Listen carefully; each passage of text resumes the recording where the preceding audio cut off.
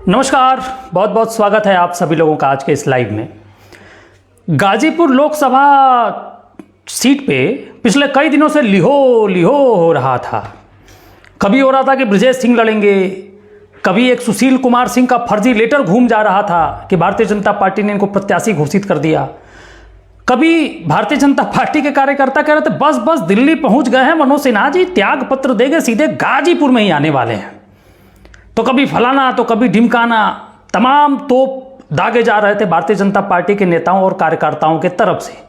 लेकिन आज जैसे ही भारतीय जनता पार्टी ने एक ऐसे पारस की घोषणा की जिनका नाम ही पारसनाथ राय है, एक ऐसा पारस गाजीपुर में भारतीय जनता पार्टी के प्रत्याशी के तौर पे आए कि भारतीय जनता पार्टी के कार्यकर्ताओं के कमल रूपी खिले हुए चेहरे अचानक से मुरझाने लगे और समाजवादी पार्टी के तमाम कार्यकर्ता और नेता मानो कि अभी वो केक काट ही देंगे, अफजल अंसारी को बुला के कि लो भैया अब तो तुम जीत गए। उधर उधेड़बुन में भारतीय जनता पार्टी के तमाम कार्यकर्ता और नेता लगे हुए कि भैया ये पारसनाथ राय जी कौन है। जैसे उनका नाम आया, मैंने जिले में कुछ पदाधिकारियों को फोन मिलाया, मैंने कहा भैया ये पारसनाथ राय जी कौन है। तो उन्होंने कहा कि भैया थोड़ा सा समय दीजिए, मैं पता करके बताता हूँ। फिर दोबारा व्हाट्सएप पे बहुत सारी चीज़ें घूमने लगी कि सिखड़ी में महाविद्यालय के आप प्रबंधक हैं, कई सारे डिग्री कॉलेज चलते हैं, और उसके साथ ये भी घूम रहा था कि मनोज सिन्हा जी के बहुत ही खास व्यक्ति हैं। मनोज सिन्हा जी जब भी गाजीपुर आते हैं तो पारसनाथ राय जी से ज़रूर मिलते हैं। तो एक ऐसा पारस लाया है भारतीय जनता पार्टी ने गाजीपुर में, जो कि अपने ही कार्यकर्ताओं को संशय की स्थिति में डाल दिया है कि क्या होगा। भारतीय जनता पार्टी के नेता कुछ कह रहे हैं कि अभी थोड़ा सा धैर्य रखिए, समझ में आएगा। वहीं समाजवादी पार्टी तो अभी से जश्न मनाना शुरू कर दी है। हालांकि अफजल अंसारी का एक बयान मैंने सुना था, वो सही कह रहे थे कि मनोज सिन्हा जी लड़ेंगे नहीं, अपने बेटे पे भी मन नहीं बना रहे हैं, तो कोई भी आएगा तो हम देख लेंगे। और 2019 के चुनाव में मनोज सिन्हा जैसा आदमी, भले ही गठबंधन में बसपा और समाजवादी पार्टी रही हो, वो हार गए। तो 2024 में बड़ा सोच समझ के भारतीय जनता पार्टी को कैंडिडेट उठाना चाहिए था, देना चाहिए था। अब ऐसा पारस ही उल्हा दिए हैं जिसको छूने मात्र से ही कार्यकर्ताओं के चेहरे मुरझा जा रहे हैं। तो ये तो बड़ा संशय वाली स्थिति है भारतीय जनता पार्टी के कार्यकर्ताओं के लिए। लेकिन अभी बहुत समय है और भारतीय जनता पार्टी के पास भी बड़े बड़े तिलिस्म वाले लोग हैं। अब देखना है कि चुनाव आते आते क्या होता है। लेकिन मुझे एक चीज़ ये लग रहा है कि गाजीपुर के नेता मनोज सिन्हा और उत्तर प्रदेश के मुख्यमंत्री योगी आदित्यनाथ जी में कुछ ठीक नहीं चल रहा है। ये बिल्कुल ठीक नहीं चला, मुझे ऐसा लग रहा है। क्योंकि इस तरीके से टिकट दे देना बिना किसी माहौल के, सच बताऊं तो मैं भी पारसनाथ राय जी को नहीं जानता था। वो तो टिकट मिला तो मुझे समझ में आया कि अच्छा ये सिखड़ी में महाविद्यालय के प्रबंधक है।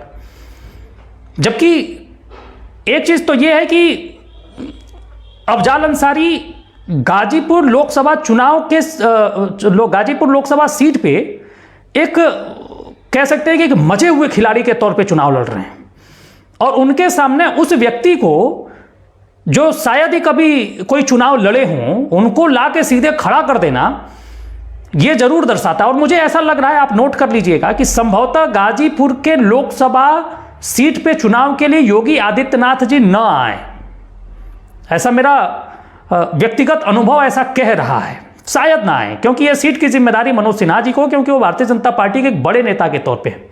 लेकिन मजा तो यह है कि समाजवादी पार्टी के लोगों से बात करिए। मेरे यहाँ कई सारे लोगों का फोन आ गया, मेरे बहुत मित्र हैं, अभिन्न लोग हैं। का हो देखला हम कहत न रहली, लिहो लिहो कैले रहला कि शेर आया शेर आया शेर आया शेर आया, ये क्या आ गया? मैंने कहा ये पारस आया है। भारतीय जनता पार्टी ने एक ऐसा पारस दिया है कि एक नया कमल, एक नई ऊर्जा के साथ गाजीपुर में खिलाएगा। लोग विश्वास नहीं कर रहे हैं, लेकिन ये है कि अब एक निगाह टिकी हुई है बहुजन समाज पार्टी के टिकट पे कि वो किसको टिकट देती है। अगर उसका भी प्रत्याशी दमदार निकला तो मामला त्रिकोणीय हो सकता है। अन्यथा परिणाम जो पहले से चला आ रहा है वो भी हो सकता है। एक फूल जो चढ़ा नहीं सकते विनम्र श्रद्धांजलि, वाह वाह भाजपा। देखिए भारतीय जनता पार्टी के जो नेता लोग हैं, जो कार्यकर्ता हैं, जो बढ़ चढ़ के हिस्सेदारी लेते हैं, मैं कई सारे यहाँ के ग्रुप हैं गाजीपुर लोकसभा के, जिसमें मैं देख रहा हूँ स्पष्ट तौर पे निराशा झलक रही है, एकदम स्पष्ट तौर पे चल रही है। ये जो लिहो लिहो मचा के रखे थे, माहौल बना के रखे थे, ये अचानक से फुस होता हुआ नजर आ रहा है। लेकिन ये है कि कुछ कहा नहीं जा सकता। भारतीय जनता पार्टी के नेता थोड़ा सा बहुत सारी चीज़ों में बिलीव करते हैं, जैसे कि दोबारा कोई लोकसभा नहीं जीतता है गाजीपुर में, तो ये भी इस तरीके से वो अपने आप को सांत्वना दे सकते हैं कि अफजाल 19 में जीते थे तो इस बार उनका हार ना तय है। जैसे राजस्थान में होता है कि एक बार सरकार बन गई तो दूसरे की सरकार नहीं बनती है। उस तरीके से भारतीय जनता पार्टी के नेता और कार्यकर्ता खुद को सांत्वना दे सकते हैं कि ना भैया 2019 में अफजाल जीते थे तो 2024 में उनको हारना है, क्योंकि 2 बार लगातार कोई विधायक नहीं बनता है।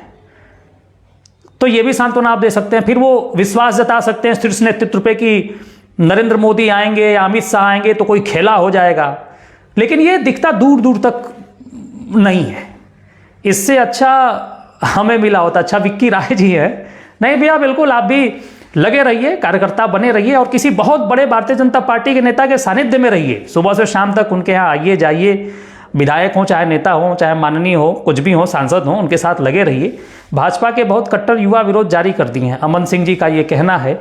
विक्की राय जी कह रहे हैं हो गई कुल खेला, कृपा तो महामहिम जी की ही है। अब कृपा किसी की भी हो, लेकिन कृपा तो बरस ही पड़ी है पारसनाथ राय जी पे। बहरहाल देखना ये है कि अभी समय है, इतना जल्दी भारतीय जनता पार्टी के नेता और कार्यकर्ता अपना धैर्य न खोएं। आप लोग बहुत मजे हुए खिलाड़ी हैं, आप भारतीय जनता पार्टी के नेता हैं, आप तो मन की बात से ही तूफान खड़ा कर देते हैं। तो हो सकता है कि कुछ मन की बात प्रधानमंत्री जी गाजीपुर के लोगों से करें कि पारसनाथ राय जी कुछ गुल खिला पाए। लेकिन एक बात तो तय है कि पारस राय जी का नाम आते ही भारतीय जनता पार्टी के नेता और कार्यकर्ताओं का मनोबल गिरा है, बिल्कुल गिरा है। यहां पे बीजेपी को एक ऐसा प्रत्याशी चाहिए था जो एकदम घाघ की तरह लड़े, घाघ हो, चापे तो चाप दे, एक बड़ा नाम हो, तब जाके ये माहौल बन पाता। भाई भले ही अफजाल अंसारी समाजवादी पार्टी के प्रत्याशी हैं, लेकिन उनके अंदर कई सारे गुण हैं, वो सर्वगुण संपन्न हैं। और गाजीपुर लोकसभा चुनाव जीतने के लिए बीजेपी केवल अपने वोट पे तो कतई नहीं जीत सकती है। ये माहौल वो चल रहा है कि अपना वोट साधने के बाद दूसरी पार्टी का वोट तोड़ के आए, जैसे बसपा का वोट तोड़ लिया या समाजवादी पार्टी के कुछ युवाओं का वोट ले लिया, मतलब कुछ उसको करे, या मुस्लिम का वोट कहीं से लाभार्थी योजना के तहत या कुछ भी करके वो ले ले, ऐसा नेता चाहिए था। और मैं जब फील्ड में घुमा तो एक नाम बहुत सर्वोपरि आ रहा था, वो था मनोज सिन्हा जी का। लोग कह रहे थे कि वो आएंगे तो हम बीजेपी के लिए सोचेंगे, अन्यथा बड़ा मुश्किल है। पारसनाथ जी आ गए हैं, एक ऐसा पारस विजेंद्र राय जी अच्छे नेता थे, परंतु महामहिम नहीं चाहते कि कोई उनसे आगे लड़े। ये भी हो सकता है कि भाई जो अपना वर्चस्व बना के रखा है वो चाहता है कि वर्चस्व बना रहे। ब्रिजेंद्र राय जी का भी मैंने इंटरव्यू उस चैनल पे लिया था और मैंने स्पष्ट तौर पे उनसे बहुत सारी बातें मैंने पूछी थी। आप उनका भी देख सकते हैं, मैं वीडियो उस इंटरव्यू का लिंक मैं कमेंट बॉक्स में डाल दूंगा, आप देख लीजिएगा। उन्होंने अपनी मन की व्यथा को भी जाहिर किया था। लेकिन सोचने वाली बात यह है कि क्या केवल कोई किसी बड़े नेता का खास है इस वजह से उसको टिकट दे दिया जाए? मुझे तो नहीं लगता है कि ये उचित है। और गाजीपुर में उत्तर प्रदेश सरकार बिल्कुल इंटरेस्ट नहीं लेगी, इस बात को आप लिख लीजिए। योगी सरकार गाजीपुर के लोकसभा चुनाव में मुझे ऐसा लगता है कि बिल्कुल इंटरेस्ट नहीं लेगी। अब ये जिम्मेदारी बढ़ गई है महामहिम की कि महामहिम जो पारस लाए हैं ढूंढ के इतने सारे कार्यकर्ताओं और नेताओं में से, वो पारस किसको छू के हीरा बनाता है। अगर वो जीत गए तब तो बहुत बढ़िया, हार गए तो भी महामहिम जिम्मेदार होंगे। तो देखना यह है कि क्या होता है। बहरहाल आप लोग भी आनंद लीजिए, लेकिन यह है कि अभी बहुत अर्ली विक्ट्री सेलिब्रेट करना ये भी ठीक नहीं है, और बहुत जल्दी होपलेस हो जाना ये भी ठीक नहीं है। राजनीति है, लड़ाई है, लड़ते रहिए। अगर मान लीजिए आज अगर आप पारसनाथ राय जी का विरोध करेंगे तो कल को, जैसे हमारे एक मित्र हैं, इन्होंने लिखा है कि मुझे ही मिल गया होता, किसी ने अभी लिखा है, तो आपको जब मिलेगा तो लोग भी विरोध करेंगे। इसलिए आप अपने पार्टी के स्तंभ के साथ बने रहिए और शीर्ष नेतृत्व जो कहता है एकदम आंख बंद करके जिंदाबाद मुर्दाबाद लगाते रहिए, लेके कमल का झंडा और साइकिल का झंडा गांव गांव गली गली एकदम दौड़ते रहिए महाराज।